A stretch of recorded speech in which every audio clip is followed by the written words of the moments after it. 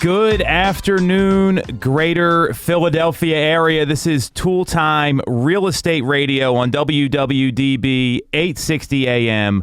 I'm Tom Toole. She's Sarah Timon. We've got Stacy Mitchell here and special guest from Alliances Insurance, Karen Hamill. Karen, thanks for coming on. Very excited to have you. Real quickly, we are streaming on YouTube, Instagram, Facebook. Just Google Tom Toole Sales Group. And again, we work with the Tom Toole Sales Group at RE/MAX Mainline, the #1 RE/MAX team in Pennsylvania and Delaware since 2018. So we've got some interesting stuff to talk about today, ladies. And I think the first thing we want to lead in with, because we're going to go over 2022 predictions. We've got Karen's going to explain when we get to our final segment here, like proper insurance that you need when disasters hit, because there's been a lot of them. And who knew tornadoes were a thing in Pennsylvania? So we're going to hit on that. But first, we're at the time of year, everyone has these like New Year's resolutions. They're talking about maybe buying or selling a home. And what I know is that we've seen a very interesting market, a very incredible market over the past 20 months. So I'm going to throw it to you, Sarah and Stacy. Someone says, and they call you and they say, hey, I want to sell a home or I want to buy a home next year. What steps should they be taking now so they can be a little bit ahead of the market when they get to that decision-making point? And why don't we start with the sell side? So someone says, I want to sell in 2022. No other information than that. What are you telling them? How's that conversation go? I mean, I think I would start with some questions just to find out a little bit about the home, their motivation, what is their next step after selling, how quickly when we get to hit the market do we want things to move. But then I would kind of prep them with what is currently going on in the market, what steps they need to do to get it ready to list. So, we often don't recommend major projects, but I would kind of go through the checklist with them for what they need to do to kind of get their ducks in a row so that when it's time to go, we can hit the ground running. So let's say the seller goes, hey, I want specifics. You walk into their house. What's like the normal advice you're giving someone 70% of the time? Because I find there's always like a couple things you want to look at. Generally, I'm looking at decluttering. I mean, what you want to see for the most part when you walk into the home is you want to be able to see the countertops. You want to be able to open the closet and not have everything fall out on top of you. You want to be able to, because you're going in, you're looking at the home, you're going to be poking around a little bit. But I guess better to have it shoved in the closet than sitting out on the counter. But I mean, I would say decluttering is really the biggest thing, because when you walk into and it's hard when you live in the home, if you've got kids, it's hard to keep it clean, but you need to kind of get a little bit of a routine there where in the morning you go around and you pick up and you wipe things down. Some things that I would sometimes recommend, I mean, if you do walk in and the first thing you're seeing is, that set of stairs and you've got a really old, like grimy carpet. I mean, maybe I would say you'd want to have that, like take a look at that or at least like shampoo it. If you've got, paint is something that I wouldn't recommend like just going and painting the whole home, but little touch-up things are maybe something that I would have them take a look at. Love it. It really depends on the house too. Yeah, like for sure. Said. Some houses need an entire painting, really. Well, yeah. Just to make it look, so much better. But definitely declutter. Get rid of the stack of newspapers, mail laying around. Things that you tend to overlook when you're living in the house. You don't even see these items, so you become immune to it. So definitely you have to declutter. And if you need an extra set of eyes, our team has staging help that comes in. And they'll provide that extra support. They'll even help rearrange a little bit of furniture that you might have. It's mild staging, but it helps out 110%, I think. And all of our clients say so too. So we get a lot of really positive feedback about our staging help. Yeah. Well, the reason it works is because you're trying to get an emotional reaction from somebody walking through the door. And a lot of people, like, they think the market's so hot that every home's going to sell no matter what. And we're seeing that's not the case. I mean, if it doesn't show well, you want, Sarah to envision her and her husband and her daughter like living in the home. And if it has a grimy carpet, like you said, and your baby's going to be crawling around on it, that might be a turnoff, right? Mm-hmm. So knowing that the goal is to get that right emotional reaction when people come through the door, it's really, really critical. I would go one step further, that if you need to get anything significant done, or even if you have to hire a painter, like, you need to be lining that up now, because the contractors and supply chain are they have some major issues. And if you're not scheduling that work, even if you want to get on the market by like February, you're probably already too late. Yeah. Being, today's December 21st. So that would be another point to that. So I do agree with you there. I'll take it one step further, and then we'll jump into the buy side. I also am clear you need to be like meeting with an agent right now. And I would say agents plural, because what happens here, and there's some stats that are out there, that 82%, and this is according to NAR, the National Association of Realtors, 82% of sellers, they only contacted one agent before hiring somebody. And consumers right now have a 68% chance of hiring an agent who has done 0 to 2 deals in the last 12 months. These are all national statistics. So I don't know about you guys, but when I think about selling one of my largest assets, or I go to a financial advisor or an attorney or an accountant, I don't want the person that's had like 2 tax returns they filed, or they've done 2 surgeries when you go to the doctor, or they've delivered 2 babies, right? Scary. Or 0 in that case. And that's not to say people shouldn't be given a shot. My point is, find out what their plan is and start interviewing these folks, because a lot of people don't realize the likelihood of getting someone who doesn't have a lot of experience. And over 80% of sellers, they're hiring the first person they meet, which is a mind-boggling statistic to me, and it probably speaks to how fast the market's moving. So when you're vetting agents, what are the ways you would identify maybe trying to find the right agent that's going to make sense for you to bring in and at least interview for the job? I'm not saying hire them, but interview, and that's the key word here that obviously enough sellers aren't doing, because 82% are hiring the first one. Well, you want to find out exactly what the services they're going to provide look like. What's the marketing plan? I think that's very, very important. How is the support? Okay, so it's a new agent. They've done 1 deal. What's the support team behind them? Maybe it's so incredible. Like, I know our team is so incredible that they'll get that new agent will get all the support to see this, to see the transaction come to fruition. So, and to get the right advice and to get through the process. So you really have to find out more if you're a seller. You want to hear all about the whole selling process from start to finish. Definitely the marketing plan. Are they involved with Zillow, or or do they have affiliate partnerships with other large tech companies, so to speak? Yeah, I think that absolutely marketing plan is key. What all is included in that marketing plan, who you're contacting, who's contacting you.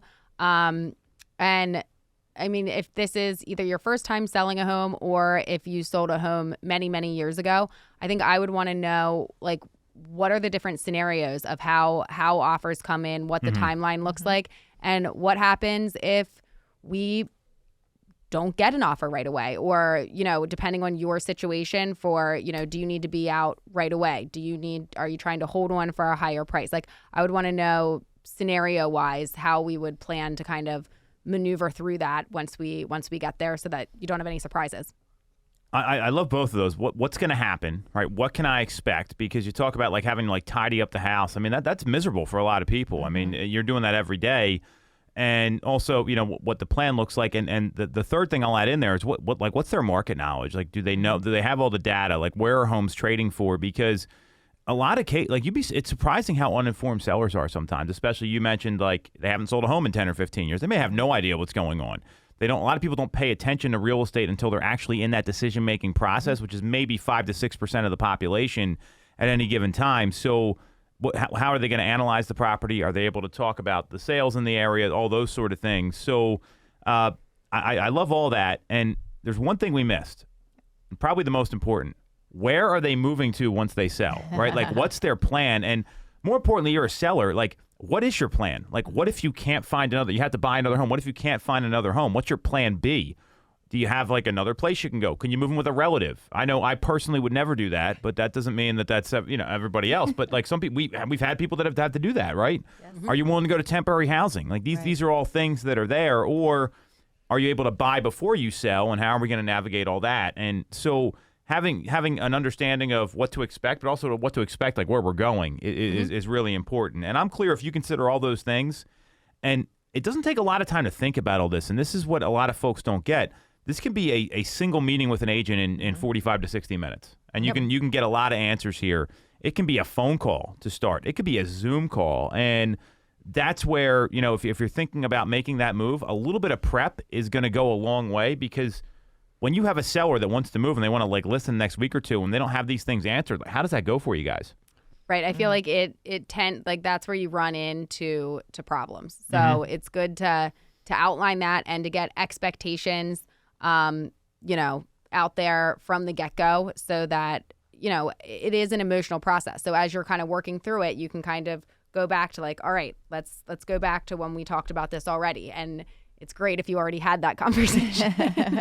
and get back to their original motivation too. Right. And I think another important point of hiring the right agent is negotiations also, because there's so many things that can happen in and during, before, during, and after. Right up until right up until the day, that can go sideways quickly. So you have to be able to negotiate, keep your cool, realize that, everybody has the same common goal throughout this process, and just try to be creative, because sellers, they don't necessarily have to.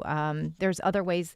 If they need to move, they could actually close and remain in the home. Mm-hmm. There's ways that we can negotiate through that process too.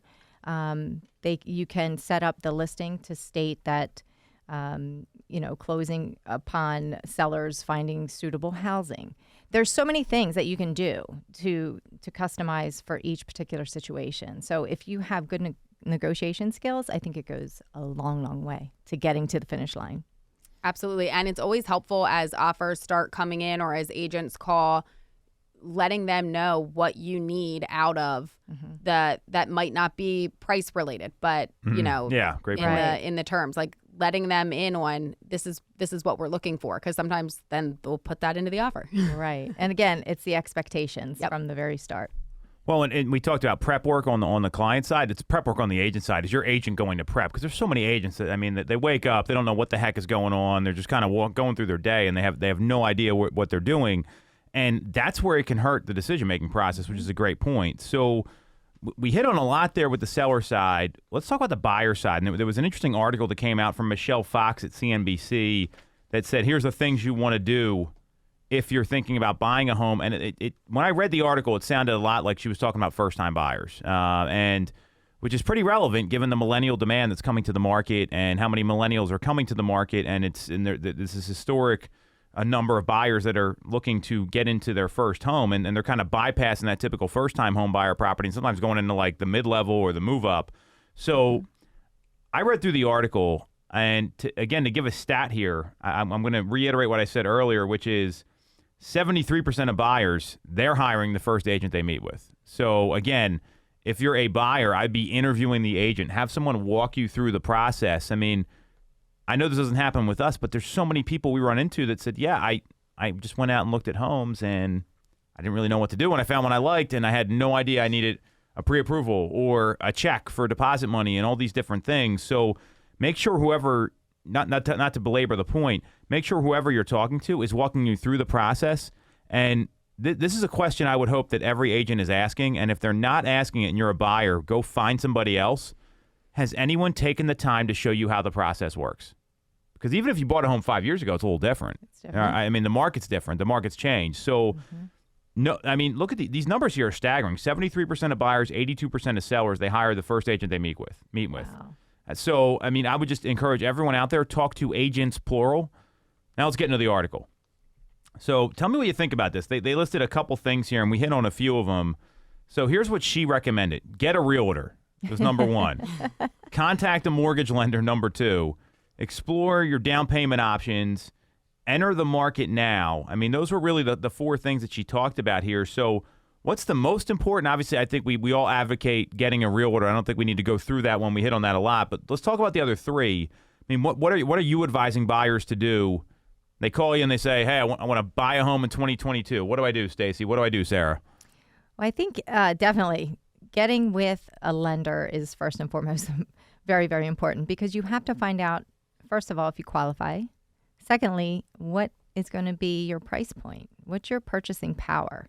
If you're just out there, willy-nilly out there looking at houses, oh, I like that one, I want to buy that one, and it's priced at $500, but you're pre-qualified for $350, it's a waste of time and then it's disappointing them when you go in, when you see homes at like a certain level, and then when you realize those aren't ones you can afford, it's harder to be excited about some of them. Who doesn't want something more than they can afford? I mean, this is like all day, every day. It's everybody. So I mean, so there's nothing wrong with that. But I think I agree with you.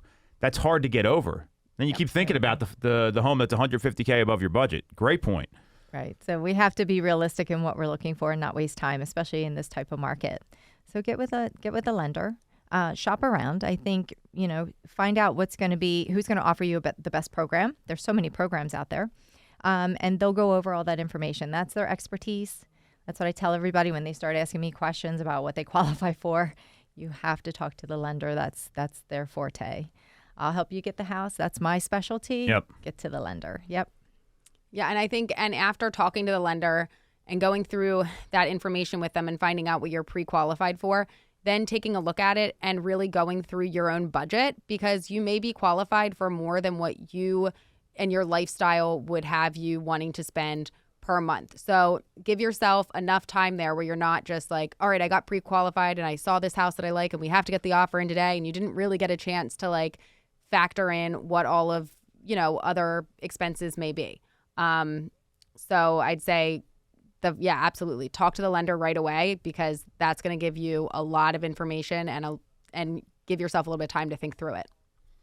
My favorite piece of advice in here is enter the market now. There's just so many people that are waiting, and they're waiting for like the market to turn, or something's going to happen with rates. We had a client that Janine was working with on our team, and he said something to her, and she stopped him, and I was copied on the email, and it was, hey, I can always refinance later because rates are going to come down. I know what the Fed's going to do. And she goes, whoa, buddy, and very nicely and professionally, that's not the case. And entering the market now, to me, there's a couple reasons you want to look at that. One is inventory's light. Mm-hmm. The house you want could hit the market now, and the savviest buyers are looking as soon as they decide they want to make a move. They're not waiting for like the Super Bowl or the market or the weather to warm up, which is some advice that some realtors give, which I totally disagree with. You don't know when that house is going to become available, so I find that to be really critical. And secondly, I mean, it's very clear the cost of money is going up in 2022. Mm-hmm. It's going to cost you more to buy the same home, and we're going to get to a lot of that in our predictions in the next segment. But it's going to cost you more. You might miss out on something. I mean, what do you got to lose? I mean, the worst thing that happens is you don't find anything, but you're aware of it. And when we're talking about making big financial decisions, to me, it's super, super critical to make sure that you're thinking about it as soon as you make that decision, because how many times have you guys seen somebody that said, man, if I would have gotten in the market sooner, if I would have bought that first house I looked at, but I thought there was going to be something better. It happens all the time, and it's tough to see people go through that for the disappointment like you talked about, Sarah. So to me, that's probably the most important part of the article. I agree with you on the other stuff, no question there. The exploring down payment options, that to me is like the same thing as talking to a lender. I don't think that's any different. Totally. So really, it's get a realtor, enter the market now, contact a lender, and then I would also say follow your agent's advice would be a good piece. Like, I mean, I know unheard of, but when you hire an attorney, you usually listen to those guys or gals. When you hire an accountant, you're not trying to get audited. So I would listen to the advice and make sure you interview multiple agents. I can't stress this enough. Looking at those stats, I mean, that's staggering to me that 20 to 25% of people are the only ones interviewing more than one agent. Yeah.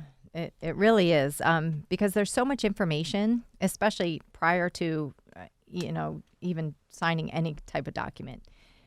You really need to talk and build a relationship, build some trust, and find out exactly from start to finish what's involved. Some people don't know that they have to put an earnest deposit down within the first 5 days of a contract being signed. They don't know, if my offer gets accepted, in Pennsylvania, it's all written offers. Some people think you can just throw out a verbal. So there's so much involved in the whole process. And I think get with an agent, see how they're going to operate are they going to sit down with you, take the time, go through that process to help you understand, 100% of what to expect. All right. We're going to leave it there. We're going to come right back. We're going to talk about 2022 market predictions. This is Toole Time Real Estate Radio on WWDB 860 AM. The real estate market is red hot. Have you considered taking advantage? Call the Tom Toole Sales Group at RE/MAX at 610-692-6976 or visit our website, tomtoole.com, to connect and take advantage of these market conditions. Buying a home or already own one? We can help. I am Kevin Hamill from Alliances Insurance Agency. If you haven't reviewed your policies in the last 3 years, now's the time. New home buyers, there are a number of ways that we can help you get to that settlement table. Call us to find out more at 610-816-0043, extension 3, or visit our website, alliancesinsurance.com. Don't forget the S, it's for savings. When you're getting a mortgage, you shouldn't have to sacrifice great service just to get a great rate. At Mortgage America, we've been lending with this philosophy for over 35 years. We have access to great low rates without the complications and delays of big or online banks. We're a local Pennsylvania lender with loan officers that you can actually meet. As PHFA's #1 lender, we specialize in all residential mortgage programs, including first-time buyer programs and low down payment options. For your free pre-approval, call us at 610-439-8000 or apply online at mymortgageamerica.com. Mortgage America is equal housing number, NMLS 12850.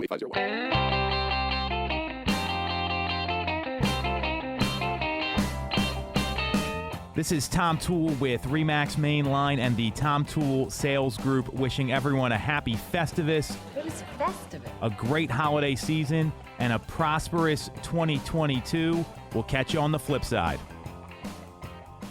Have you considered a career in real estate? Do you want control over your income? Whether you have a license or not, call us today at 610-692-6976 or visit tomtoole.com. Join our team, the Tom Toole Sales Group at RE/MAX Mainline.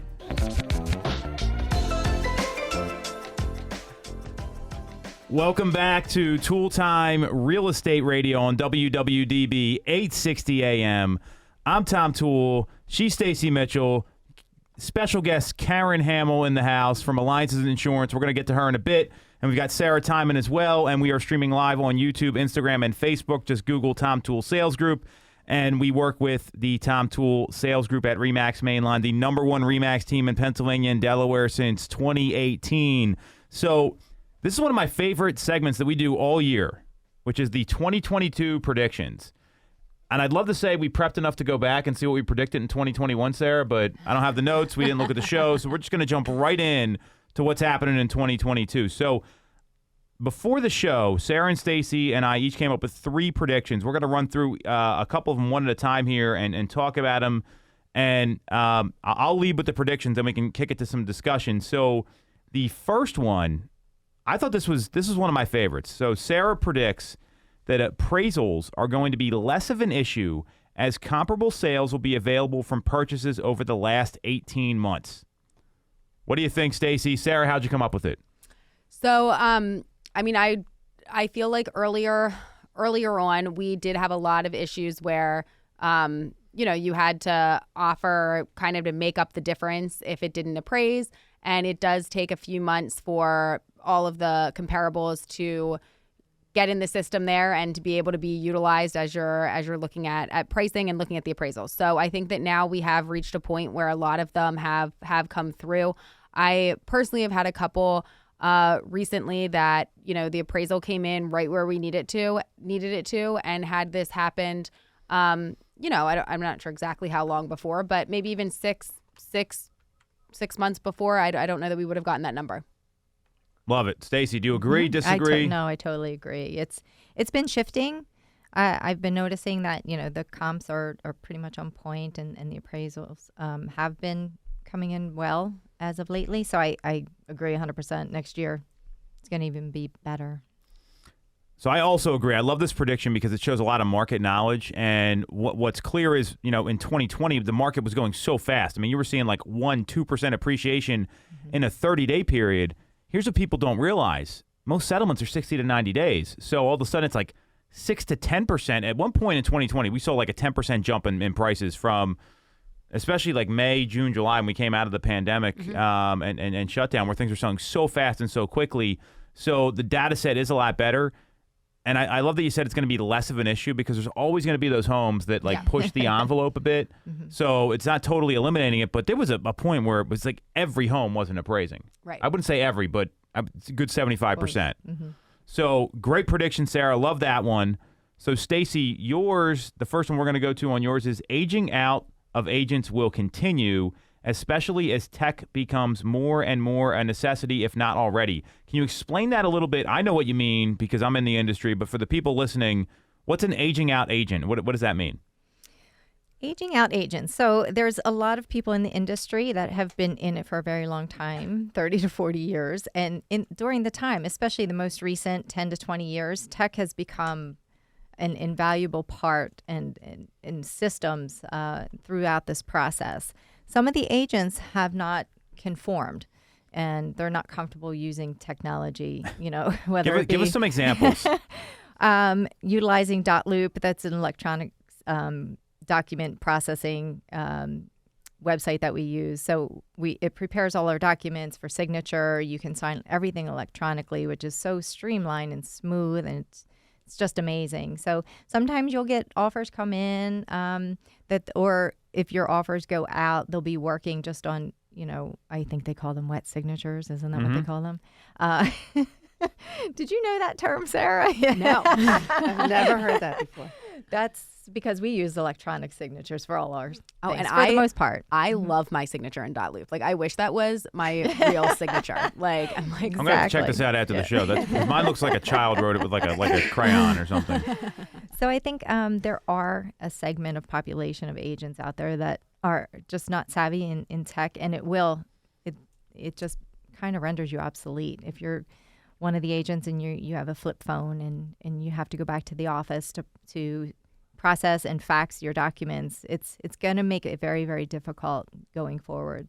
So I think you're going to see those agents just retiring, getting out of the industry.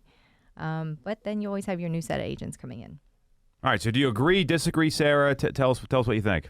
Yeah, I would agree. I mean, I think that things move very fast-paced, and I would say now more than ever. So if you're not able to do things to have things move along as quickly as they need to, I mean, if you're a client and you ended up like missing out on being able to get an offer in or missing out on something because you weren't doing things at the speed that they need to be done, I'm thinking that only needs to happen once for you to reconsider who you're working with. I would fire that agent if I lost a house because they insisted on like meeting me in person or something like that. One, because people don't do business like that anymore. Like they want it better, faster, quicker, and they still value the interaction with folks. So, but it's not the same. I mean, sometimes you only have a couple hours. I mean, right. With tight deadlines, and you have to crank out an offer in an hour and a half. You're not going to do that with all the paperwork and meeting at the office and getting all the signatures. I can't imagine. Well, think about the time. I mean, I've done this many times. I mean, wet signatures were a thing for about 8 or 9 years into my career, and it was like, I can't get to your office until 7:30 at night. I can't even imagine. I don't have access to a scanner or I mean, it's just like you're sitting there and you're like, how is this? And that's just the way it was done. So I do, but it's not just the signatures though. I would actually say people that don't know how to operationalize technology in their lead generation and their prospecting, in how they're marketing to people. Like, video, right? We're streaming on 3 different social media platforms right now, doing a radio show on the AM. Like, that's not what people do. So I would say it's not just the operational side, but also the marketing side and the exposure side, because they're not going to know who these people are unless it's word of mouth, which still works. I don't want to get that wrong, because that goes a long way. But that's like the fuel on the stuff that you can do from a technological standpoint. So I do agree. I think that's you're going to see a lot of this. All right, nice prediction, Stacy. The next one, and I'm actually going to combine 2 here that we came up with. So Stacy said new agents will continue to jump into the pool, but also new agents will drop out of the industry as it becomes more competitive. Some believe it's easy until they realize it's not. And I had the trend of moving towards a skill-based market in 2022. And what I mean by that is that, this past year, the market moved really fast. There are absolutely people that just fell into sales. They happened to talk to the right person at the right time, and no matter what happened, that person was buying that house or that person was selling that house, and they just found to our stats from the last segment, right, they just got the right person, they clicked, it moved on, but they don't know how to actually like work the relationship. So I see more market share being taken by the top producing agents, and it's going to get a lot tougher for those people on the bottom because we know that 50% of the agents are fighting over 9% of the business right now. So what do you ladies think about all this? Karen, what do you think? You've been awfully quiet here. This is definitely not my forte, that part of it. I'm sorry. The aging out agent thing, though, I do have to say, being in a business where we deal with a lot of millennials, and we also have a lot of like older clients that do still want to come into the office every once in a while or really value a phone call and all of that stuff. So there's definitely different agents and different people for every walk of life. Great point. Yep. All right, so what do you think about the skill-based market, ladies? It's going to be everything. It's definitely going to be everything. So the agents with skills, they're the ones that are going to be staying in it and surviving. That because it's going to come down to that, especially as the market shifts and changes and is not so amazing as it was in 2020 and 2021. So your skills are going to take you and carry you through, and they're going to sustain you in the long run. It's going to be in for the long road. Right. I mean, I think it's going to be, and I know we've touched on this before, but a lot of the getting back to basics and just putting in the time, doing the work, making the calls, and, doing all of those little things that maybe in the past year you could have gotten away with not being quite as consistent with. It's going to come back to that. So, yeah, and actually Brad Inman agrees. So Brad Inman from Inman News, he had his own predictions. I think we looked at him, and this was one of his. He phrased it very differently, where it says real estate celebrities will begin to look silly in a tougher market. Next year, those who understand the business of grinding out real estate deals will get stars on Hollywood Boulevard. So the short of it is people who know how to work are going to be the ones that are closing sales. And you think about, I mean, some of the stuff we do internally, all we're talking about right now is like outreach attempts. Like how many times are you going to reach out to somebody? How many... Like it's activities you can control instead of just hoping the next lead that comes in is going to be ready to go buy something, which that still happens. I don't want to say that it doesn't, but that's how you do X amount of deals. If you're looking to like double or triple your business or even just grow 20%, which is good for any business year over year, it's those basic disciplines like you had said, Sarah, back to basics that go a long way. So obviously this is one of my predictions and Stacy, so sounds like Stacy and I agree. You do too. That's awesome. All right, Sarah has a good one here too. The pandemic's going to be an ongoing topic. New strains will evolve, but real estate will continue to move. Suburban markets will have a steady flow of buyers who may need to commute to their office more than they have been and need proximity to their office. Properties in the city will see an uptick. Stace, what do you think about this? You know what? I have to agree. Just case study. I had a buyer that I relocated to suburbia land last year. He reached out to me and he wants to move back to the city. Oh, so there you go, Sarah. Sounds like 2 sales, Stacy. Nice. Exactly, 2 sales in a short period of time. So I'm working on helping him with that. But I agree. The pandemic is definitely going to be an ongoing topic because it is an ongoing topic and it is not going to go anywhere. That being said, I think everybody's learning how to live with it better and getting more comfortable in there's so many options and choices out there for everyone. So I think as the years go by, it's going to improve, even though there's going to be more strains and variants and all these other things. But I agree, it's going to continue to be an ongoing topic. But I think you're right, Sarah, about the city. I think people are definitely going to want to get back into the city after we witness that mad exodus from the cities. There's a lot of opportunity in the city. Well, there's a ton of that. That was going to be my point. You look at the average supply in Philadelphia right now, and since the second half of the year, it's like 2.5 months, plus or minus. In the suburbs, it's less than a month. That hasn't changed. In November, there was just some data that came out. We talked about it on our coaching call today, and that was on MSNBC, I think, as well, that November has all the least amount of home sales available in the country. Now, we've seen inventory tick up since April, so I don't want to say that's across the board.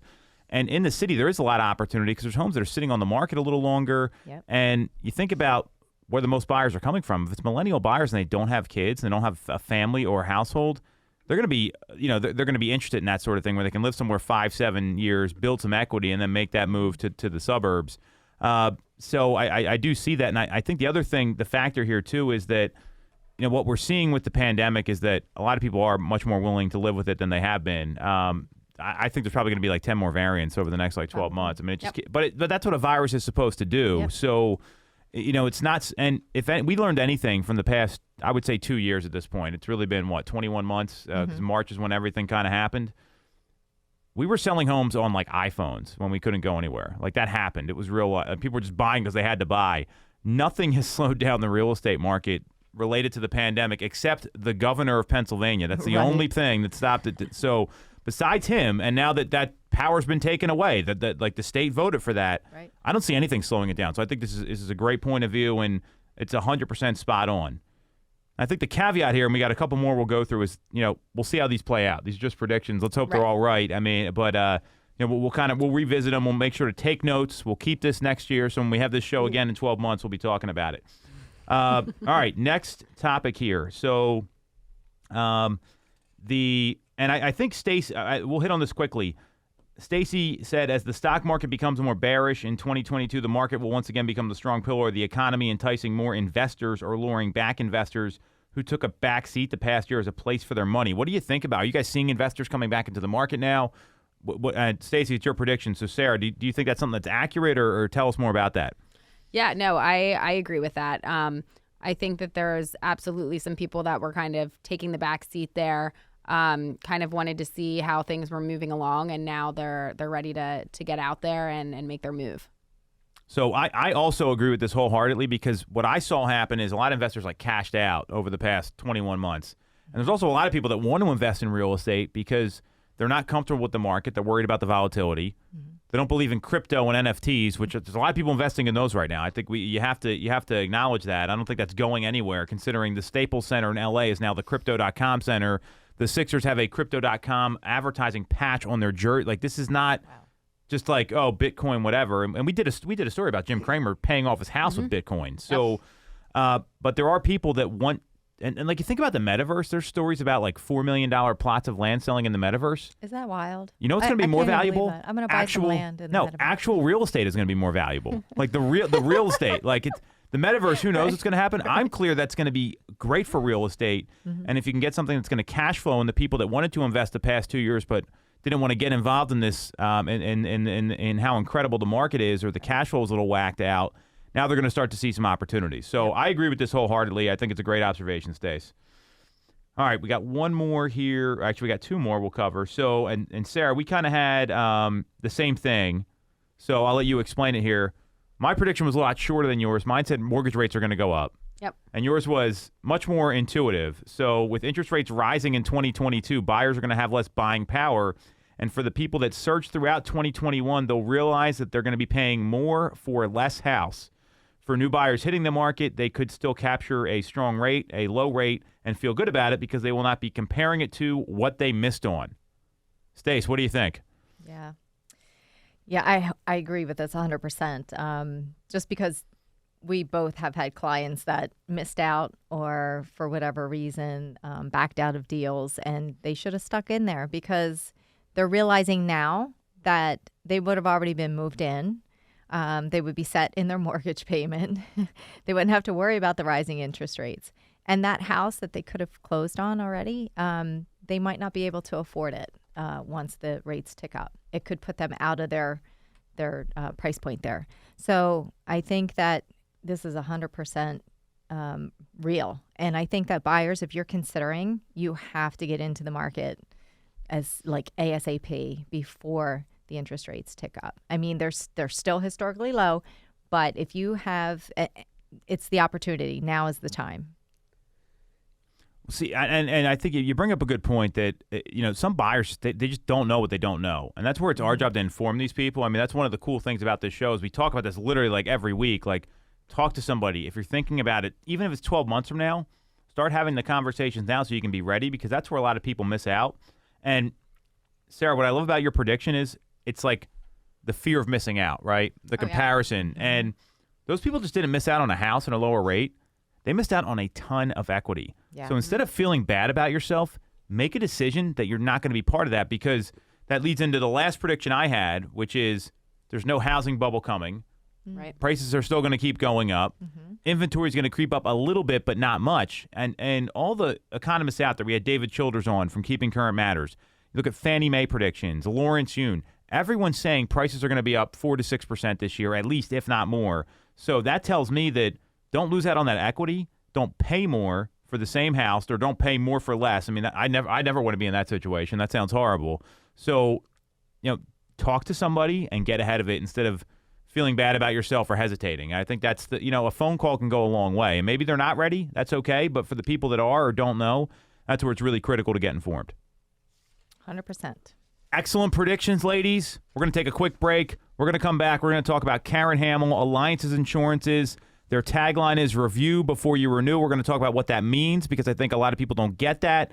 This is Toole Time Real Estate Radio on WWDB 860 AM. Have you considered a career in real estate? Do you want control over your income? Whether you have a license or not, call us today at 610-692-6976 or visit TomToole.com. Join our team, the Tom Toole Sales Group at RE/MAX Main Line. When you're getting a mortgage, you shouldn't have to sacrifice great service just to get a great rate. At Mortgage America, we've been lending with this philosophy for over 35 years. We have access to great low rates without the complications and delays of big or online banks. We're a local Pennsylvania lender with loan officers that you can actually meet. As PHFA's #1 lender, we specialize in all residential mortgage programs, including first-time buyer programs and low down payment options. For your free pre-approval, call us at 610-439-8000 or apply online at mymortgageamerica.com. Mortgage America's equal housing lender, NMLS 128501. Buying a home or already own one? We can help. I am Kevin Hamill from Alliances Insurance Agency. If you haven't reviewed your policies in the last 3 years, now's the time. New home buyers, there are a number of ways that we can help you get to that settlement table. Call us to find out more at 610-816-0043, extension 3, or visit our website, alliancesinsurance.com. Don't forget the S, it's for savings. The real estate market is red hot. Have you considered taking advantage? Call the Tom Toole Sales Group at RE/MAX at 610-692-6976 or visit our website, TomToole.com, to connect and take advantage of these market conditions.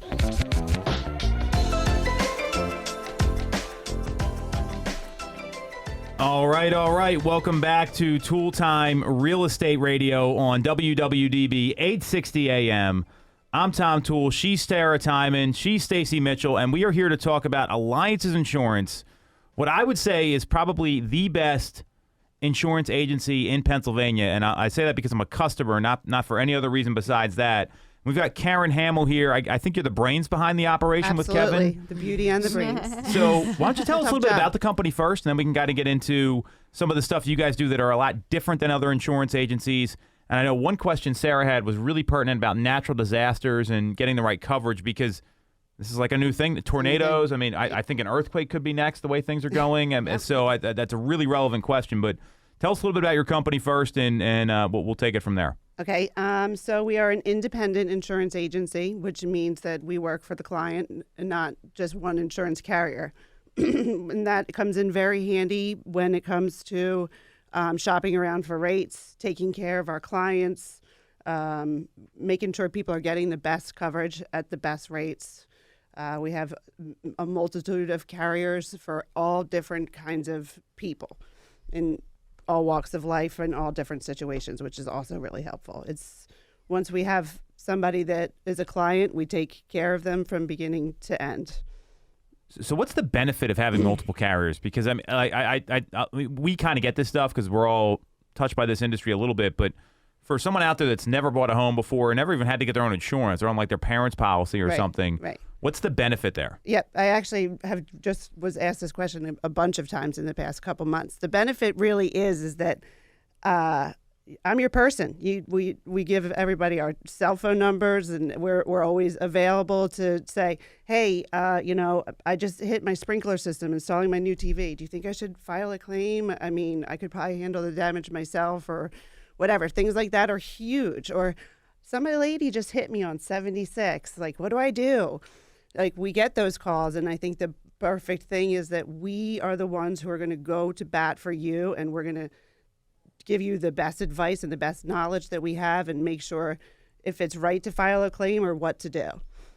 because filing claims does increase your rate. So if there's ways to get around that, we'll help you. Well, that's certainly helpful. And I mean, and I guess, when it comes to, because I've worked with you guys a lot personally, and I've noticed that like different policies, all of a sudden, like the carrier's changing, like goes from like one company to another. So what's the benefit there for the client? Are you able to get better rates? Or is the coverage better? Talk a little bit more about that, because I think a lot of people, they normally just see like the Geico commercial and call them, or they say, I've always used Allstate and I'm going to go with these big box carriers. And Right. yeah, my observation is the big box carriers don't necessarily have the best interest of the client in mind, Absolutely. give you the right coverage, or give you the best rate. Right. I mean, it's actually kind of scary that people can go online and pick their own insurance out right now because they don't really know what they need. There's a lot of ins and outs and things that you need to know. Like when you become a home buyer, if you're like driving around with state limits on your auto insurance, that's a problem because you have way more to lose now. So we actually think about those situations. Whereas Geico, you're going to put in your numbers and they're going to give you whatever you want. You can pick and choose it yourself, but you don't know what you're doing, and that's not very helpful. Make sense? Yeah. So, and then I know you guys also talk about a lot, and Kevin, your husband, obviously is a connection of ours here. Review before you renew. So what does that even mean? Like, I love the line. I get it. But again, I think we want to educate people on what they should be looking for when it comes to insurance. So basically what it means is when you get your new renewal bill, just have us look over it, have anybody look over it and see, why are my premiums increasing? What happened? What should I do? Am I even carrying the right coverage? I've never had anybody look at it before. Maybe I'm not covered. Maybe there's holes and gaps in my coverage that I don't want to run into the situation where all of a sudden I have a water in my basement, which is huge right now. And I had no idea that I only had $5,000 worth of coverage or something like that. Why? It happens. Yeah. So that's definitely a big part of it. Well, before some of our policies renewed, I reached out to Kevin and I sent him over all the information. Yes. And he looked at everything and he said, I think I can save you a lot of money. And I'm like, oh, you can? And he did. And we got better coverage. Right. Yep. Saved a lot of money. Yes. And everything's consolidated under one carrier. So nice. What? So It's nice. like my life has become so much more easy. Right. I can't tell you how, that to me is so important. Right. And that is one of the benefits too, is that if you are a client and it's been a year or two since we've reviewed it, we could review it again and save you money and save you money again in 2 years, And just streamlined everything. Right, Just streamlined exactly. everything. It was amazing. So I totally appreciate what you guys do. Thank you. And I really didn't have to do much. I just had to send all my documents to him, and he took care of the rest of it. So it was great. Yeah, Thank you. we try to do most of it on our own and not bother anybody. Well, I mean, I think that's what you look for in a professional, though. I mean, I know, like, I'm Right. probably the worst at Right. that, where, I trust somebody. I'm like, hey, just let me know when it's done. I'll take, like, but that's what kind of I expect on my end, because I find someone I know I can work with, and I don't want to have that happen later. So I do appreciate that. So you had a pretty interesting question that spawned us inviting them on. They're our first two-time guest, if you count her and Kevin as the same person, which is not the case. But Sarah, I know you had a real interesting question here. I think it's pretty relevant for a lot of the folks out there, and you kind of hit on it too, Karen. Yeah, so I mean, I feel like, over the past couple years, but particularly this past year, I mean, depending on what part of the country you are in, it might be a different natural disaster that hit you, but you probably have been affected by something. I mean, we just had a crazy amount of tornadoes, places where they hadn't been before. Out west, you have all of these fires that are just continuing to go. And here, I mean, a couple months ago, we had that massive storm that I know a lot of people had flooding, Yep. Trees falling on their homes, just stuff that hadn't come out or hadn't come up for people before, even if they've been in their home for a while. So how do you kind of go through and prep and educate people to make sure that they have the proper coverage in case if something does come up? So basically, you are right that all of these catastrophes are definitely going to be raising the rates. One way we prep is we've been in the business long enough. I mean, Kevin has a lot more years on me, but we know exactly. Are you saying he's old or something? Yes. But we know exactly what you need to be covered. If you're in a flood zone, we know you're going to need flood insurance. Even if you're not in a flood zone, if you are living in a condo, we know you're going to need more coverage for water seepage and leakage. And these are all just the ins and outs of things that we know, and we know with storms what's coming. And if your roof is old or whatever, we know where the coverage is. We get people the coverage that they need. I know it sounds cheesy, but so let's say like that happens though, because I think there's a lot of people that like they all of a sudden they had like 2 feet of water in their basement from the hurricane that we had, or trees falling. I mean, we had a couple people in our office that couldn't even like get home that night. I remember, and they had tons of water coming into their basement. So obviously you're not the one handling the claims and all that, but like what advice do you have for people going through that? Because even last year, I remember like Christmas Eve, there was like a huge rainstorm. Yes. Like a lot of people had like water in their basements and that sort of stuff. So how does that work? Because I don't think a lot of people know what to do, and they may not do the right thing in those situations. They may not do the right thing. You're right. It is very important, of course, obviously, to call your agent, your company, whatever, right away. It's always really important to document. The more you document, the faster the claims process will go, no matter what. And the more information that you give them is the faster it will all go. But it's scary, no matter what, no matter who you are. We had a flood Christmas Eve 2 years ago, and I was like, what do we do? I'm an agent. I know what we do. But yeah, it's part of just being connected to an agent who knows what they're doing and what they're talking about and knows what your coverage is.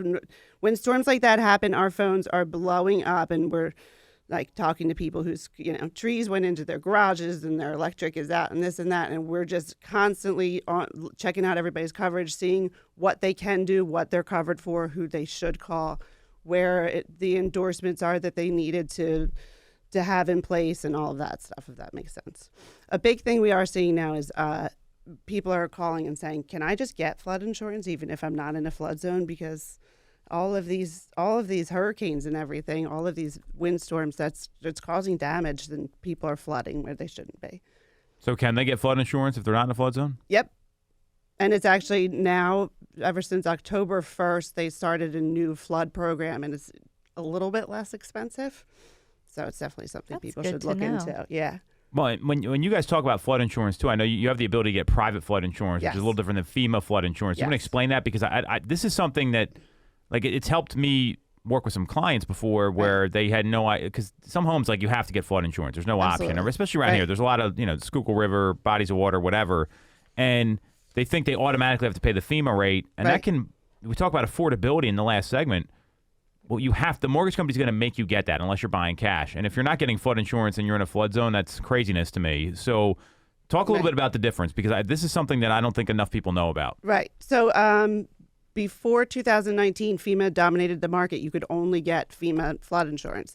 In 2019, they opened it up to private flood insurance companies, which let people, like independent agents like us, have a multitude of carriers that we could run flood insurance through, so it's a more competitive. You can get more competitive rates the same way you would with auto or home or any other kind of insurance. What's like the delta? Like, is there a percentage that it costs on average, or at least like a range? It kind of depends on how much you're covering or how much coverage you want for your personal property and all of that stuff. But it's really, I haven't seen anything over $1,000 for annual policy, which isn't terrible. And the FEMA flood policy is usually like $4,000, $5,000, $6,000 a year, right? Yes, it's insane. That's a pretty big. I mean, think about if you're saving someone $400 a month on their monthly payment. I mean, does that get a buyer into a house? Right. Absolutely. Yeah, it does. And it's nice to know that you can have that extra protection even if you're not in a flood zone for a relatively reasonable price.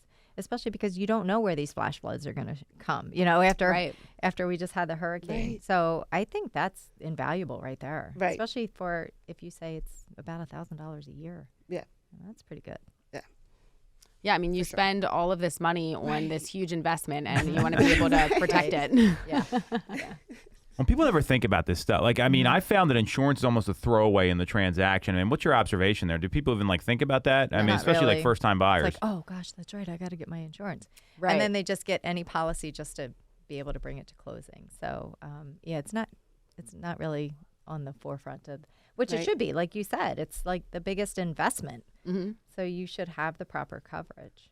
Right. And it is terrible because they, people don't know what they don't know. So Right. if they're like, well, Geico said that my payments would be way less than what you could, or any other big box carrier said that it would be less. Like, yeah, but how's the coverage? Are you going to be okay? Right, like what are you getting for that? Right. Like, yeah, you're not spending much, but if anything happens, Right. Right. But they you're out don't of luck. know unless you've been Right. through something. Right. right, And you yeah. can and you know the difference between great coverage and like super mediocre coverage. Right.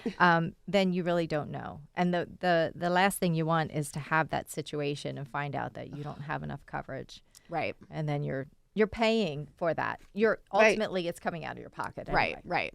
Yeah. Right. I'll take it one step further. Man, our neighbor had like a $20 like plumbing part go in the ceiling or in like his kid's bathroom. Caused $400,000 worth of damage to his house. Like the water just ran through the whole place. Right. It And- happens more than you think. Well, I see this guy on the weekends. Our kids are friends, and he's been fighting with the insurance company just to get the money to do the repairs because it's already been approved and everything else. And luckily he's in a position where he has a construction company and he can actually navigate these things on his own. But for someone that is relying on that money and doesn't have because like you said, Sarah, it's a huge investment. I mean, most people don't have. They don't run a construction company that can come in and that you can do the repairs, but he's got a family living in the house. They can't move Right. into the house. It's a problem, right? It's a problem. I used to roll my eyes when Kevin used that as an example. Like, oh gosh, who would that happen to that somebody would like leave the water running? Well, sure enough, like I said 2 years ago, that's exactly what happened to us. All right, we're getting played off here, Karen. You can find Karen and Kevin at Alliances, plural, insurance.com. You can follow Stacy on Instagram. It's at the number 2 Mitchco, 2 MITCHCO. Follow Sarah at Ty_Ty Time. I'll get that right at some point. TY_TYTIME. You can follow me on Instagram at Tom Toole 3RD. We're streaming live every week on Facebook, YouTube, Instagram. This is Toole Time Real Estate Radio on WWDB 860 AM.